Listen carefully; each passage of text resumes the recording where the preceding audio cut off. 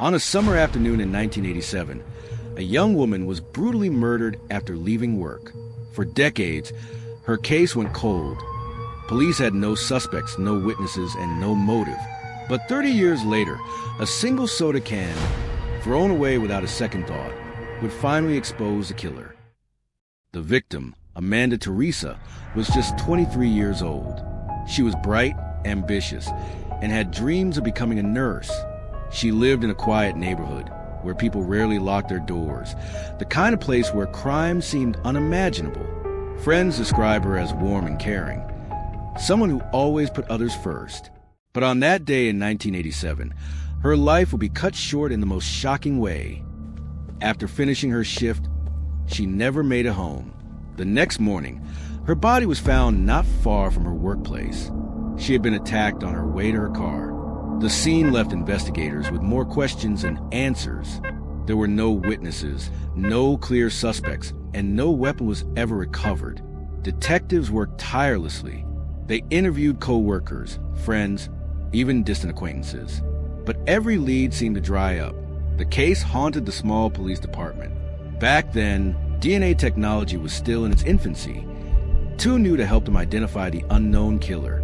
The only thing investigators had was a small biological sample left behind at the crime scene. They preserved it, hoping that one day, science would catch up. The case eventually grew cold. The victim's family struggled for answers, holding vigils every year, begging for justice. For over 30 years, the file sat in storage, gathering dust, but never forgotten. Detectives retired, new ones took over, and still no breakthroughs. Until, in the late 2010s, forensic genealogy began changing the game. A new team reopened the case and submitted the old evidence for testing.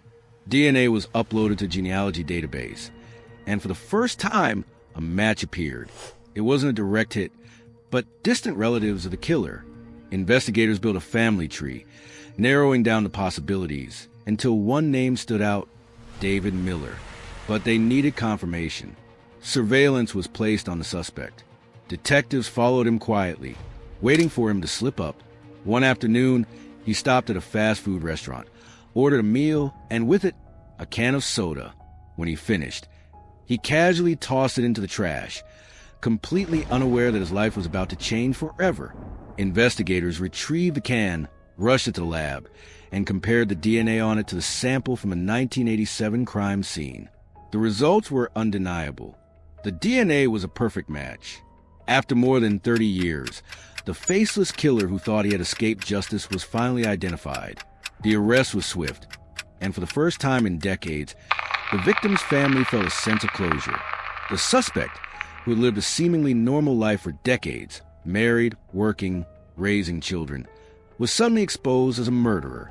In court, the evidence was overwhelming. The soda can, an object he discarded without thinking, became the key that unlocked the truth. He was convicted and sentenced to life in prison. For the victim's family, justice was finally served, delayed but not denied. And yet, this wasn't the only time genealogy and discarded DNA brought a killer to light. In fact, one of the most notorious cold cases in American history would be solved in the exact same way. But that's a story for another video.